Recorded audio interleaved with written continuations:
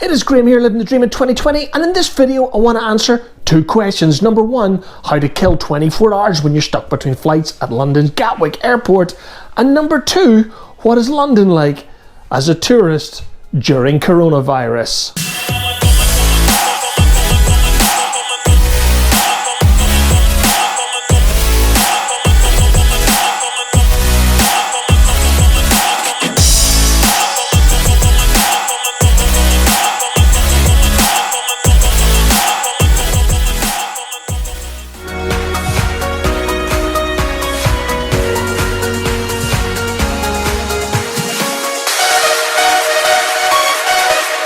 If you watched our last video, you would know that Fiona and I were in London Gatwick because we just arrived down on board an EasyJet from Glasgow first thing this morning. And as you know, Fiona and I were staying at the Premier Inn North Terminal, which was less than a 5-minute walk to the North Terminal itself. Jumping on the monorail, which you will see later in this video, Fiona and I went over to the South Terminal where we'll be catching the train into London Victoria Station. But first, Fiona wanted to get some provisions for the 35-minute journey into the centre of London. I visited Gatwick Airport hundreds of times throughout my life, and I have to say that the eerie silence of this terminal during October 2020, and therefore during the coronavirus, really drove home to me the seriousness and the effect that this horrible virus was having on the UK economy. You might think that Fiona and I were completely nuts heading into Europe's largest city during the pandemic. However, with an airport terminal that's practically dead along with a station platform, and of course this train into the centre of London, there's probably not a better time to head in to the UK's capital city. So using our Oyster cards, Fiona and I took the Southern service, which would take 35 minutes between London Gatwick and London Victoria, stopping only at East Croydon and Clapham Junction before crossing the Thames into London Victoria. And yes folks, the Gatwick Express was running today, but it was feeling pretty mean, and after all, the Southern service only takes 5 minutes longer for a lot less cash.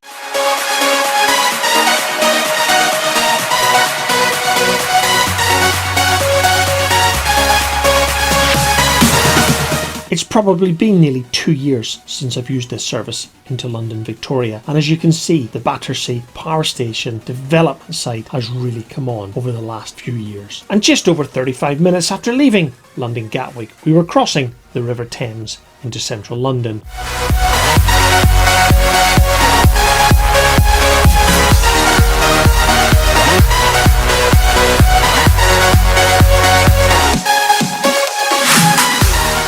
Alighting the train, London Victoria, our plan was very simple, and it included avoiding the tube. In my head, I had a walk that would take us from Victoria Station to Buckingham Palace, down the Mall to Trafalgar Square, up to Leister Square, Chinatown for lunch, then back through Leister Square towards Covent Garden, down to the River Thames, across the Embankment towards Westminster, back up through St James's Park to Victoria Station before heading back to our hotel at Gatwick Airport. And because I'm on holiday, the Apple Watch had been left at home, so I had no way to count the steps on this afternoon's mammoth wander around the capital of the UK. And just like we encountered at Glasgow Airport and Gatwick Airport this morning, London Victoria Station was pretty dead. I'd never seen it this quiet before, and I visited this station hundreds of times throughout my career. And our first goal this morning was to walk from Victoria Station to Buckingham Palace, and we reckoned that would take about 15 minutes. I know London fairly well from my years of working on and off in the city throughout my career, and in fact this building straight ahead of us in Victoria used to be the central London headquarters for Microsoft, where I worked for a number of years.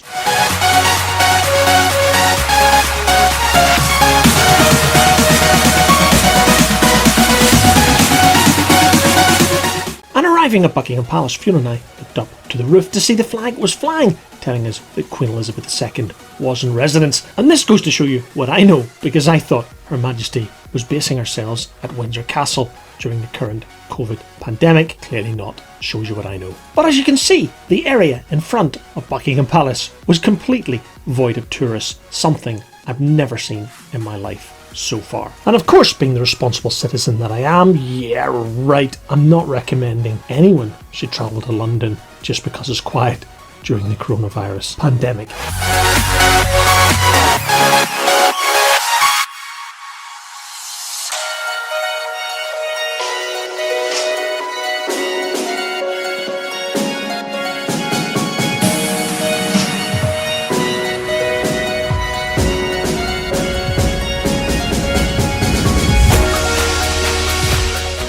Oh well, disappointed as we were, Her Majesty didn't invite Fiona or I into Buckingham Palace for tea or coffee, so it was time to head down the Mall towards Trafalgar Square to see if that was any busier.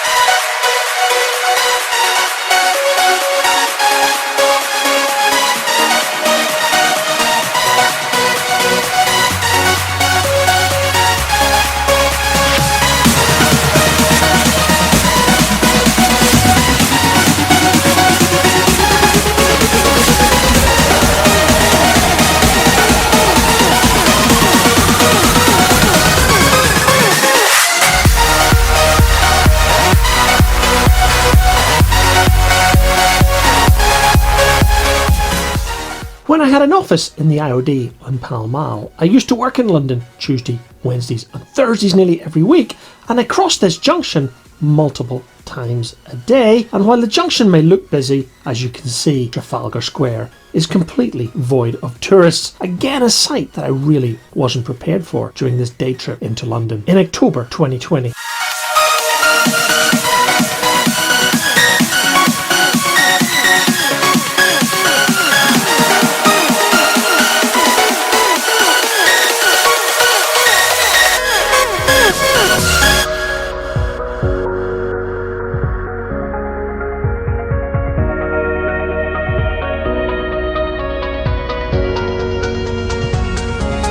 Yeah, I know what you're thinking, guys. Trafalgar Square isn't just void of tourists, it's also void of pigeons. However, as we headed into Leister Square, things were not going to look any better. As you can see, the entertainment centre of London was also extremely quiet. There were a few more people than we'd seen at Buckingham Palace and Trafalgar Square, but this, guys, is not the London that I know. However, it was approaching midday. Fiona and I had been up since stupid o'clock, so it was time to head into Chinatown for a well-earned lunch break.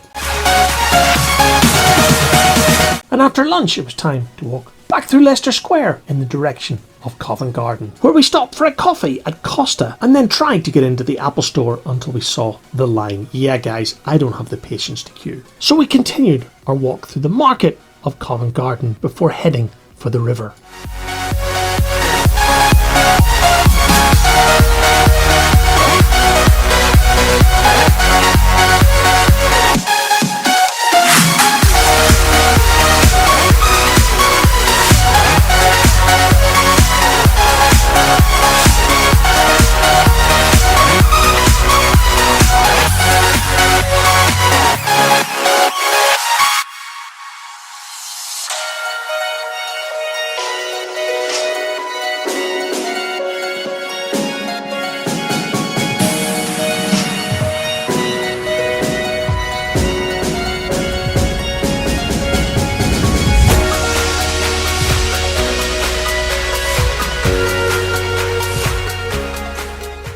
Even the embankment had very little traffic, and Fiona and I had no problem crossing the road to the riverside before heading to the footbridge that would take us to the south bank of the River Thames, towards the British Airways Millennium Wheel, also known as the London Eye.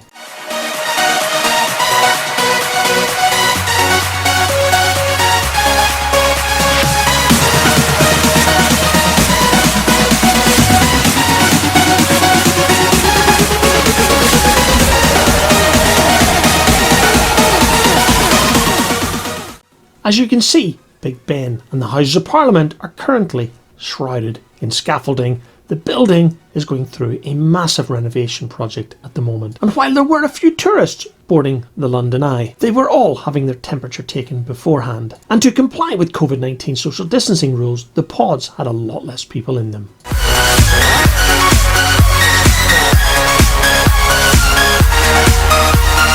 So our plan from here was to head back to Victoria Station and Gatwick Airport. So we turned northbound across Westminster Bridge, heading towards St James's Park, past the Palace and back to Victoria, where we would catch the first southern service down to Gatwick Airport.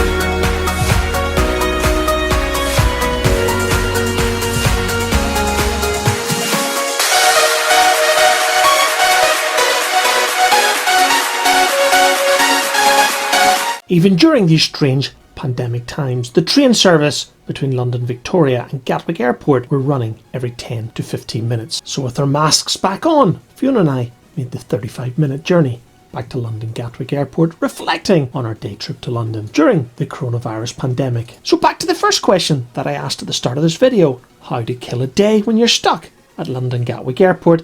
Guys, London is only 35 minutes away by train, the service is extremely reliable, and it was a gorgeous day, so it was a fantastic way to get rid of some time when we were stuck between flights. However, it would be absolutely irresponsible of me to recommend London during the coronavirus pandemic for a visit. On our trip into the UK's capital city, we avoided rush hour, we avoided the tube, and of course, we did what we could to support a positive social distance between us and other people. So to my second and final question: what is London like as a tourist day trip destination during the coronavirus pandemic? Well, as you can see, guys, it was absolutely dead. And I guess as we head into the winter months and phase 2 of the coronavirus gets even worse, I can only imagine things will get worse in the city. So as we travel on the monorail between the station at the Gatwick South Terminal and Gatwick North Terminal where the Premier Inn is, I'm going to bring this video to a close. And of course our next video will be a trip report between Gatwick and Saint Lucia on board British Airways in the Club World cabin. So until then, thanks for watching.